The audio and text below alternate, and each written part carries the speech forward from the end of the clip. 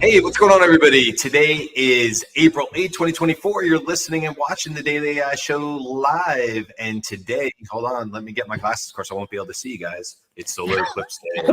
I would be completely blind if I tried to do the whole show like this. So we won't do that. But here in Tampa, hey, Aaron, here in Tampa, we'll get a partial solar eclipse. My daughter and her whole school are very excited. And that'll be happening around, for us, the best it'll be around 3 p.m. Eastern. But I have some friends who are in Austin and stuff, and they're really excited because that's actually in the cone. So anyway, that's what's going on today on April 8th. But we're not here to talk about the solar eclipse. We're here to talk about more AI topics this week. And the one we have for today is sort of just talking about some of these AI softwares, solutions that we've seen come out that we don't necessarily have access to. So, there's a few bigger ones, maybe a couple smaller ones. And the idea is just kind of talk about what we can see coming over the hill.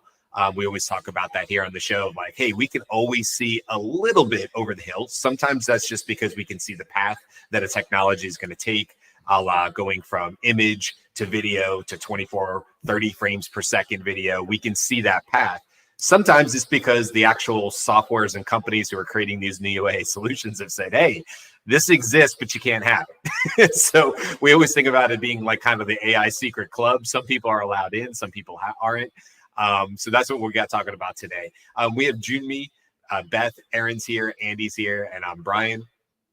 And I don't know. There's some bigger players here. I know, Jimmy, you've certainly talked about Sora, so maybe we'll start there. I know that's a big one for you. So what are you most excited about based on what you can see, and even more importantly, what don't we know and could be big problems? Let's put it that way. Okay. Well, Sora specifically, when they announced it back in February, OpenAI wanted to be really clear with its announcement, right? So they showed what they call unaltered or unmodified video that's been generated by Sora. While not perfect, it immediately was a huge jump forward in the level of quality and output from that particular model. So I'm assuming in an effort to combat the immediate reaction of, oh my God, this is too good. They wanted to release it to with limited access to people that they had picked out to explore the use of it. And we've talked about this a little bit in the past, is everyone they picked out were people in some form of media, filmmakers and experimental artists and things like that, just so that I think everyone could see, hey, this is what happens when an artist can use this tool, right? Because that's been kind of the focus of the latest generative AI push is look what you can do with this, as opposed to what can be done. I also suspect because of the time period it takes for people or society to adjust to some new technology out, that they wanted a slow roll on this.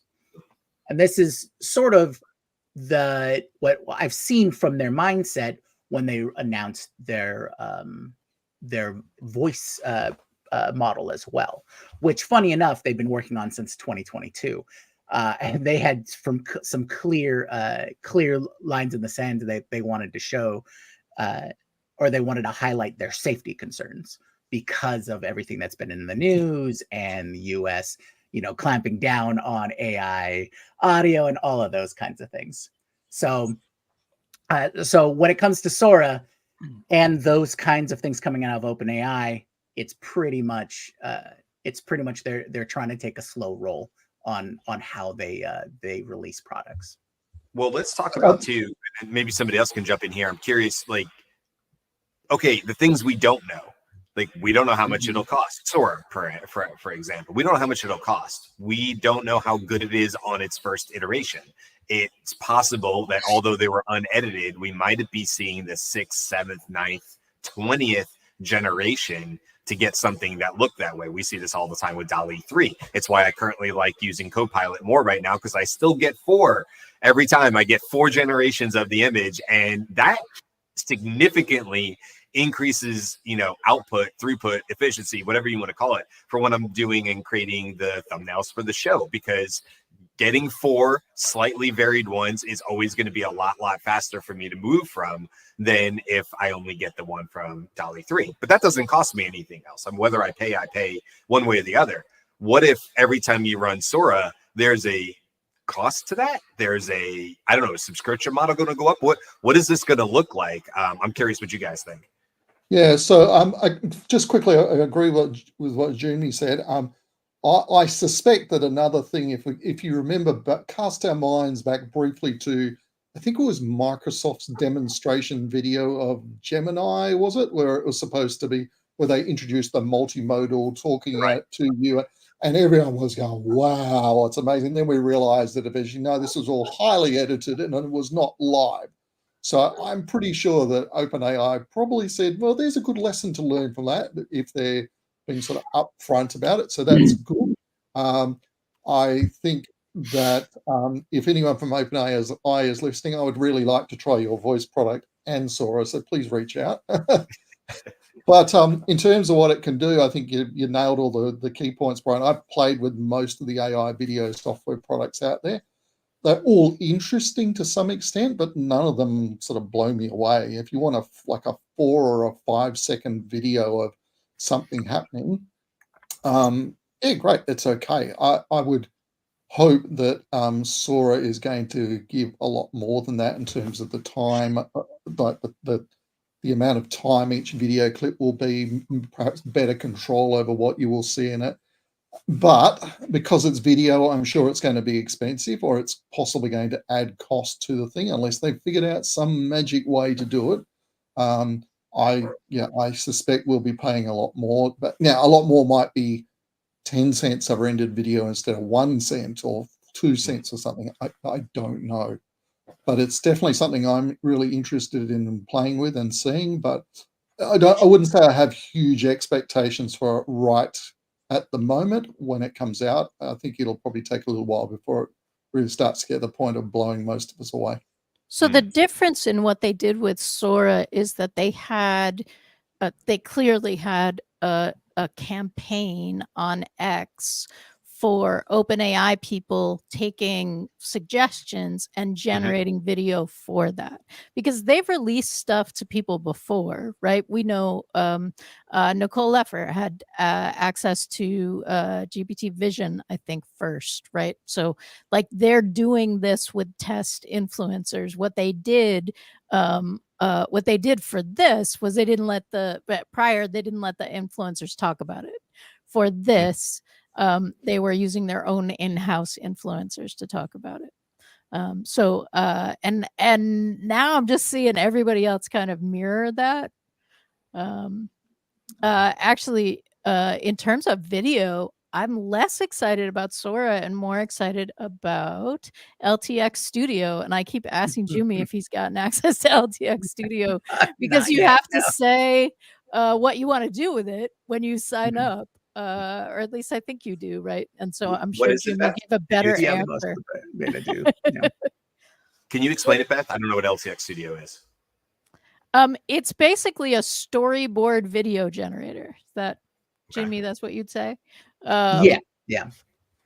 It takes a focused piece of pre-production process and just it helps your visualization step in any pre-production. And so normally you would create a storyboard of your script and things like that.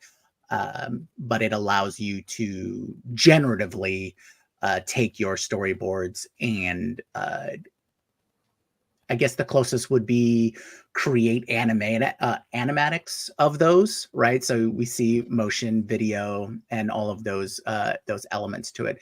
So it's it from the surface, still waiting for access. It looks like Hello. it'll be a really great visualization tool. Yeah. Okay. And one of the reasons that I think that's important is that as you see these new technologies come out, everything seems to come back to how good of a storyteller are you, right? What are you using it for? Right? So there's a lady walking down a street, and it's very cool. In Sora, there's a lady walking down a street, and she looks very nice, and she turns corners, and the world makes sense with her. But also, there isn't a ton of story in that. There could be, totally. But like, if that were going to be a 2 or 3 minute video, now you're like, okay, why are you walking down the street? Who are you? What do you care about? Right? Like, and I feel like LTX Studio is setting people up a little bit more for that kind of support, as opposed to just assuming that you're paying this money to generate the videos, and clearly you have a storytelling skill, ability, platform, pattern that you like, I guess. What about you, Andy? What do you got any like sort of peering over the fence a little bit at any particular AI solutions? You know, I know we talked a little bit obviously about video, but there's so many other AI solutions out there. What's on your mind? Well, what's on my mind is why companies would, do a launch strategy that, includes creating a wait list, and so this restricted demand, right? And I want to give you an example. Long ago, early 2023, I went to a local meetup that was hosted by a development firm here in Santa Cruz, and 2 major players from Amazon came by, and they were talking about Bedrock.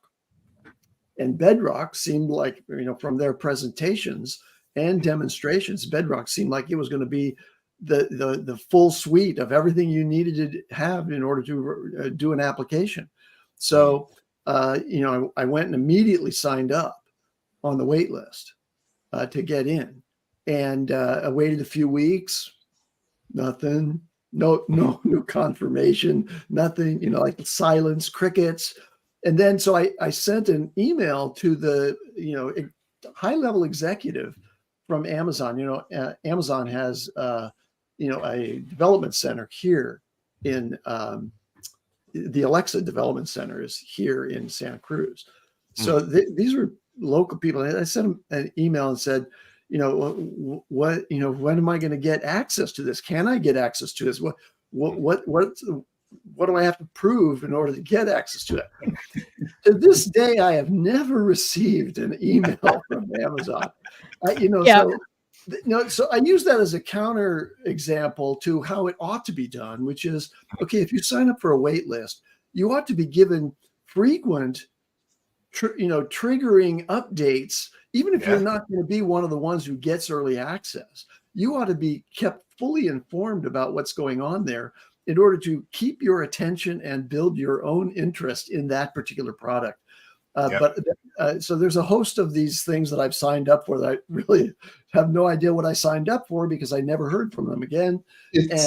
And then there's others that have done this, I think, with really good strategy, which is, first of all, you don't want, when you're launching a new product, to have a crush of people all trying it at the same time that's going to burden your infrastructure and potentially reveal, create a negative story about your product and its capabilities because of too much collision among people who are trying it. At the same time, you want to make sure that the people who do get in are the right kind of people, right kind of influencers are going to promote your thing. So it's all part of a marketing strategy, but it's poorly executed by some, very well executed by marketing. That's all it is. Yeah, but I mean, good job. Well, at this point, I mean, I don't even. Andy, to your point, I know I've gotten a few emails and thought, "The hell is this?"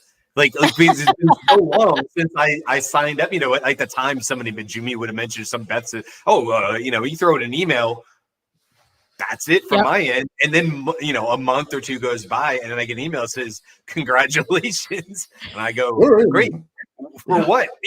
And to your point, Andy, like, a little bit of marketing would have gone a long way to say, like, thank you so much for being wanting to be an early adopter. We cherish, this initial group, because truthfully, had one of the, I don't have one in particular, but had one of these tools done that, there's a good chance that I might have turned around and produced a social post about it. Right. Talking about like, oh, it sounds like they're moving forward. I still don't have green light access here, but this is pretty cool or whatever. And it's like, I do agree. They're getting these emails. I saw one on Reddit who said, I want to have 1,000 people on my wait list before I launch. How do I get there? I only have 230 right now. It was like just a person asking in a Reddit feed about it. And whatever, people had their opinions or whatever it was, but yeah, it does seem like a missed opportunity, especially with so many new AI tools competing for attention daily, weekly right now. Like, how do you set yourself aside if you're just a small player? I think you try your very hardest to get 100 raving fans and hope that they will take you and lift you off to a much larger group, Yeah. So think the other about thing a also startup. is that people collecting email addresses, maybe just number one, just measuring the market's temperature. If they get very limited emails, they say, "Oh, it's not worth progressing with." Alternatively, what they may be doing is taking your email address and uploading it to something like Facebook ads, creating a custom audience with your details so that they can run retargeting ads down the track when they're ready to promote that or some other AI related product. So What a great all of those are above. That's a great point, because the level of sophistication of the marketing planning for a launch that you're implying with that strategy is so beyond what I think the typical startup has, right? So when you have an AI team that's really small and you've got a tremendous product and you're trying to launch it, you have to create this launch strategy and all of the communications around it simultaneously. Most cool new startups don't have the capabilities to do that, but I'd be very impressed if one of them were actually doing lookalike audiences to offer a consumer product on Facebook. Yeah, I I was thinking more. Good. I was thinking more about big companies like Amazon, which is what you mentioned, where they definitely would be doing that kind of stuff. So, but yeah, you're right. There could be some startups out there that are doing that. Again, it depends on the individual company and how smart the people they've got in there are. Yeah. By the way, when it was finally open and available, if you had an AWS account, for example, I went in there and tried to futz around. I know I've used Amazon Web Services, for infrastructure for delivering products before, so I'm fairly familiar with the AWS console. But trying to navigate Amazon Bedrock, I gave up. I just could not find my way through to getting that done. Yeah. So, who else has things on their list? Because I got a couple more. Go for it. So the one that is being hyped right now is called Udio. It is Udio coming for Sora? Is Udio coming for Suno? Yeah. All my audio video ladies with S names, 4 letters, are all running together. Thank you. Is Udio coming for Suno? And it's a little like the Sora campaign, except that it's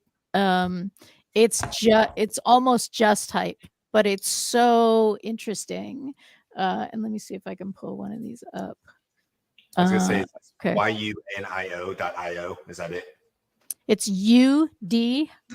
Okay. And if I share screen and then tab, how does that work? Yes.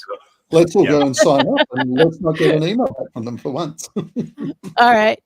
Nope, that's not gonna happen. Sorry, we'll put it in the notes and you can go ahead and do that. I should have asked Brian before the show because I somehow cannot make the audio work. What's when I share something. Oh, I can give you yes. No, let me give you the hang on. Brian, we'll share this for all of us. And basically what it is it's like Suno. It's generating a complete song or we assume it's generating a complete song because we actually don't know. We just have a complete song. The first one that was put out was a rap, and this is a singer with accompaniment underneath. And the song is a little shade at Suno, for sure. Is this the one you're referencing, the one I have up on the screen? Yep. All right, so you guys should be able to hear this. Guess it's time to switch that AI ride. Gotta face the music, can't dwell on the past. Building up the rhythm, gonna make it last. That's pretty good. It's time to subscribe to Latent Space Pod. That's Okay. a good place. That's I mean, pretty I like the vocal inflections. I mean, it's super cheesy, but like I like the vocal inflections of the voice. So is the voice AI generated? We don't know anything other than that there are people getting Classic. invited. That you're allowed to access it by invite only. Riley was on saying, I need an invitation, everybody, please give me an invitation. And what he's getting is that it's like an AI product. It's not quite as good as this. This is a really, really good example. Of course. But this is an example of something that is making a big splash. There are a bunch of people talking about it, and very few people have access to it. And you're not seeing anyone generate from the access. What you're seeing is people talking about this particular post and this particular audio. Yeah, which is, I mean, listen, that's if you're the company doing that and you watch Google go through it with what they did, I guess hype is hype, but I think you're just setting yourself up to let a lot of people down. Yeah. If it's just nowhere close to what you're sending out as the carefully curated, this instead of saying like, here's something pretty good and it'll always get better, they're saying like, this is the best it'll be in the next 6 months, and you won't get anywhere close to it for 6 months. Right. Like, I just find that challenging. I feel like I'm sure Devin, there's good reasons for the company doing that, but I don't know. I feel like As a Cognition marketing- and Devin did that, right? Like, here's Devin. It's really good. It's blowing people away. It does improve stuff. It's not like a really good software engineer right now. It's a really good AI software engineer right now. And it makes software engineers really excited. Like that, I felt like that was a good story that they like made around that launch. And I mentioned it on that show too, Beth, where I was like, because at first I was like, it's correct 14% of the time. And I immediately dismissed it until I read a little longer in the article. And I found out that like, oh, but the bar was 3% or something like right. that. I don't know what it was. And I was like, oh, no, 14% is impressive. But I needed a little context around that, to understand that Devin was actually an impressive product. I agree with you though. Like that's a different type of rollout. I mean, you get some people in a room and they have a good idea and they knock something out on a weekend, and then they put out a hype video for it or whatever. And it's like, again, maybe it's to get the emails. Maybe it's to say that we know we're not ever going to send this out, but at least we'll have 1,000 people on our email list and we can keep them updated now. What was that company? Magic AI back in the day, like not recently. Like they did the VR and the AR, and they were always showing like, you can make this cup show up on the table, and it was amazing looking. But like I went to conferences where that company was there demoing stuff, and it was like, oh, you can do 3D heart surgery and stuff like that. But that I can't remember. I think the name of the company was Magic, but that's the one I think of all the time. Of like, it just never produced something. It was always hype, always hype, always hype. And then they would come out and say, never mind that, we have this new idea. So you'd be like, oh, okay, thanks. It's also true. It's also true that Apple has quietly slurped up 21 AI companies. So maybe Magic is part of the Apple Pro now. I need to go research them. I'm pretty sure the name was Magic. I don't think it was Magic AI because we weren't really on the AI hype train at the moment. This is like 2018 that I remember seeing them. And that's probably around the time I was at the conference and they were there. And it was more VR type stuff in like AR that kind of stuff, that kind of side of the AI thing or whatever. Okay, you said you had a few. I've got to Or- apologize, quote unquote, for the marketing industry, but they've been doing that for as long as I've been alive. I mean, I remember back in my first major career was in the IT industry, and Microsoft and IBM and all those guys were famous for hyping stuff long before it came out, and often it didn't come out. It was never as good as it. I don't think it's ever going to stop because, unfortunately, it works. It pisses people off, but it works. So Yeah. Well, and in keeping of this with the show, some people have access to these things, but we do not. correct. And we would like. Reach out if you've got cool stuff you would like We us will- to demo, and if Right. it's good, we'll talk about it on the show. How about that? Yeah, when we get access, you will know. For Here's sure. another one. I mean, it's another OpenAI one. I hate to make it more focused on them, but who has memory on ChatGPT right now? I don't. I Oh, still don't have memory. No. They talked about it, said it'll go out for limited access. Go check your settings. I don't have it. I don't know anybody who does. So oh no, we do. and they kind of talked about it, and I have yet to Right. find anybody who actually has it. There are people in the AI exchange who have it because we had a Yeah, are there? conversation Okay. about that. So like there are people, we know actual people, but not. Yeah. Not any. I don't know. I don't know if anybody said it kind of was like here and gone, and then other things were announced or whatever. But there'd be another example of not really a waiting list, but sort of the OpenAI thing of like we're going to release this to a small batch, and this has happened so many times between. It'll happen again with GPT-5 and Sora and all the other stuff. It's like it gets rolled out, and then we all try to figure out who has access to it so we can talk about it on the show. And sometimes it's just one of us, sometimes a few of us get it, whatever the case is.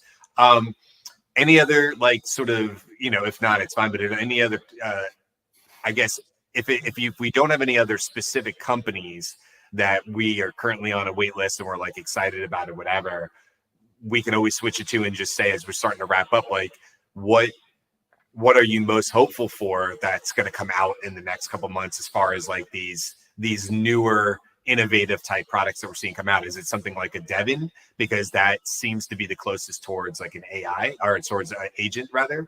I know for me, I would say I get excited about the idea when Microsoft said, hey, you'll have LLMs directly on your PC, but there's no chip right now that on the market to do that. And what will that cost? Is that going to be like a gaming PC level? What will it take in order to get that? Because I think that'll be really, really cool. So I'm really excited myself about having these LLMs. And then Realm with Apple, which I think, Andy, you talked to us about. Realm, I'm excited about because we think maybe that's what's the lighter, language model that's needed for Siri-based questions post iOS 18 when we find out about that in the summertime. So not really a wait list thing there, but kind of like a peeking over the hill type situation. Is there anything else you guys are kind of thinking about as we hit the next maybe 3 to 6 months? Yes. There's a million things I want, but nothing I can think of off the top of my head. Well, in this context, right? So we know that ChatGPT 5 is coming, and we don't know it'll be called ChatGPT 5. Maybe it's 4.5, maybe it's 4.8. Whatever it is, we know more valuable skills are coming to ChatGPT, and we know Siri is going to get an upgrade, right? So those are things we know are coming. So they're like confident rumors, right? Like we don't have exact evidence, but we have historical pattern that says, okay, when these rumors happen, this next thing is likely to happen.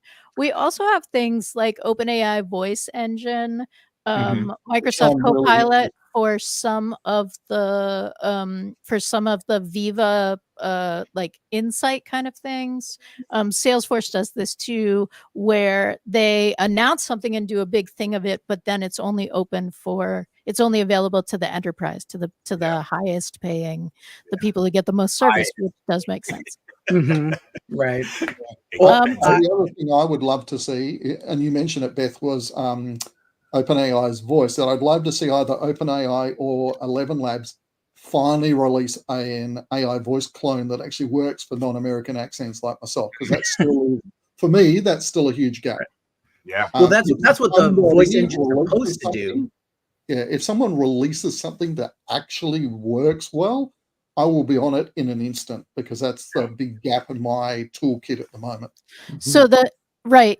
And the it's non-American accents, but it's also Jimmy and I were talking about this. It's all of the accents that aren't like you can get a bunch of American voices generated.